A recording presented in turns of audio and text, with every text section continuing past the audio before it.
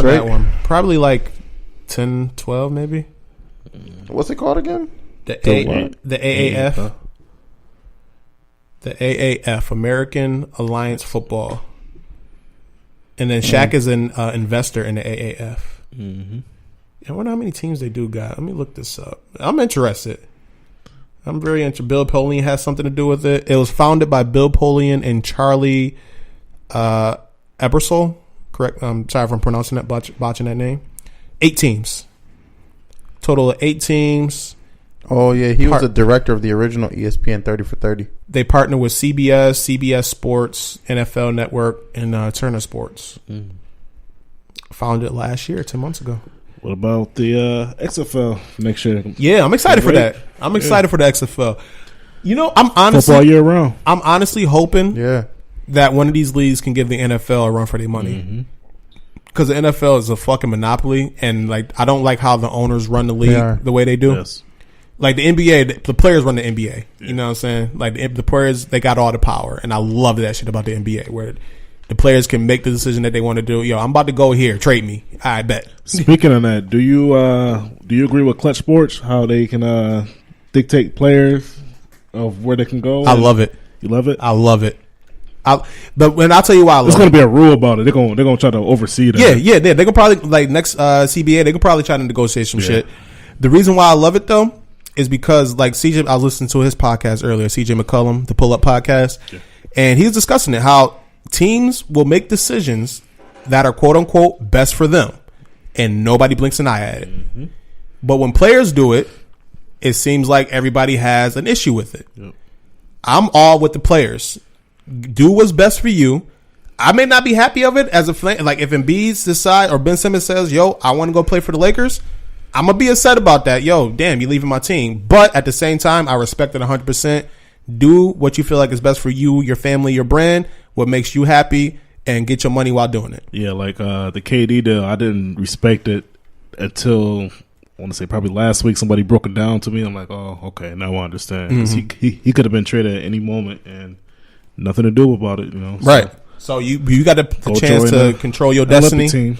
I respect it, man. I respect it. Like, so yeah, that's all for me. That's all I got. Ed, it's your is it random time? Yeah, your segment, man. It's random time. Talk your shit, man. What you got for us this week? The Jones Smith UFC press conference was last night. It was boring because there was no like bad blood between anybody. There was like some new dude debuting. I forgot his name, but he was a little. He was like, a little amped. He was energetic. But other than that, I mean, Tyron Woodley was chill. John Jones was chill. They kept asking him about all his drug testing. I guess he's doing like 3 different agencies now, and he's gonna do that for a few months just to make sure that everybody's okay and all that stuff. Real quick, with that Tyron Woodley, I want to touch on that.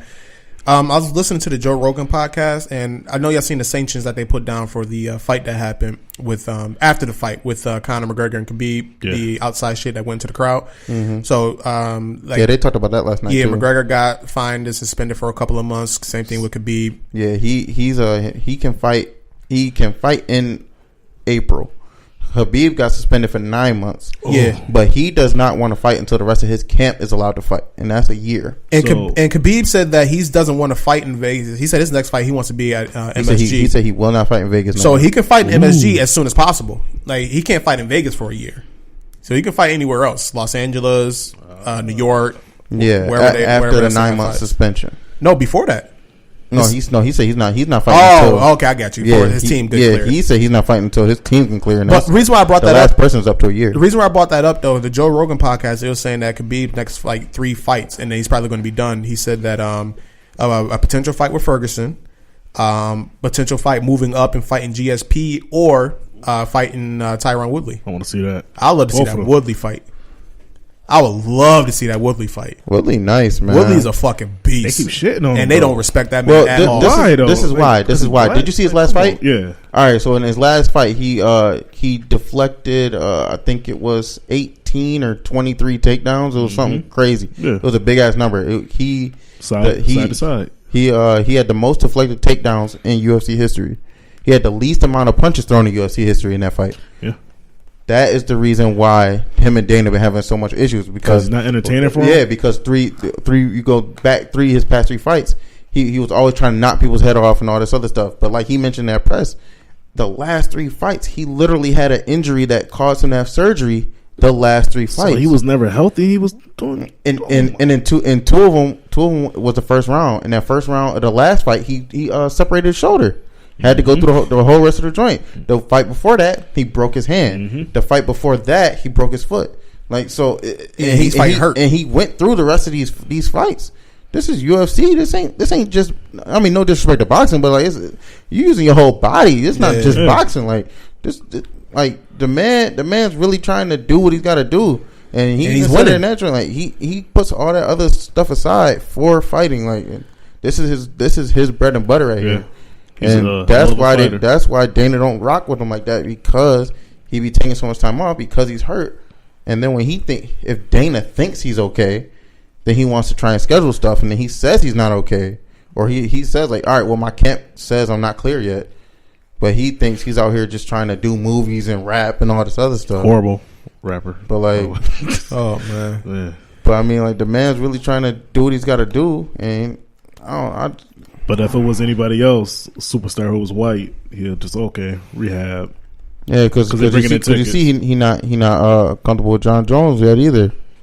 But him and John Jones have had bad blood for a while now. A long time. They still don't. But John said it straight up. I think it was like 2 years ago. He said he ain't got to like me for us to sell tickets and make money. Right. Yeah, John Jones is you want to see John Jones. Like anytime you get a chance to see John Jones, you stopping everything you're doing. You trying to catch that fight.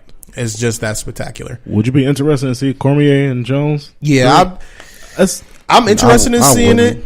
It's going to be like what the results is going to be. They're going to build it up really well, and Cormier is going to last, for a couple of rounds, and then, but Jones will finish him.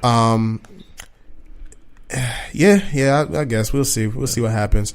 But that Tyron Woodley and Khabib, I'd love to see that within the next couple of years. I would love to see that one. What else you got for us, Ed? We got to wrap this up. My random sports segment. Neymar broke his foot for PSG. Yeah, I seen that. He will not be able to play in either of the Man United games for the UEFA League Championship games. I seen that. That's unfortunate. That's a big blow for them. Yeah, it's unfortunate, especially with Man United getting that coach resurgence and Pogba finally playing like he should be, rounding into form. That's it's kind of a bad beat for PSG. PSG is the cream, man. On a note, Alvarez and Kovalev are fighting tomorrow for the light heavyweight title rematch. So if you're a boxing fan, that's going to be a good one. I'm kind of torn tomorrow. There's so many events going on. My Sixers we play Sacramento. Shout out to my Sixers, by the way, taking out Golden State. There's a lot of stuff going on tomorrow.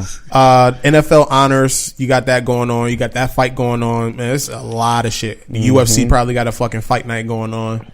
Bellator, I wouldn't doubt. So, yeah. Oh, and in case anybody missed it, the Royal Rumble was this past Sunday. Yeah. Becky Lynch won the women's Royal Rumble, and Seth Rollins won the men's Royal Rumble. Shout out to Seth Rollins. They will both be facing the Raw titles. So is Dean leaving? Dean's leaving after WrestleMania. Yeah. He's leaving WWE? That's been confirmed. Yeah. I haven't watched wrestling forever, so I have no idea what's going on. The Rumble was good. I heard it was decent. The Rumble was good, man. I seen the Nia Jax. They got a fake Charlotte. Oh, yo, her getting RKO, the funniest video you'll ever see. Yeah, that shit was. Oh my god, she got 619 and got RKO. That shit was funny. Well, first off, start off with a super kick. She caught one to the face. Wow. Then Ray kicked her into the ropes, and then he hit her with 619.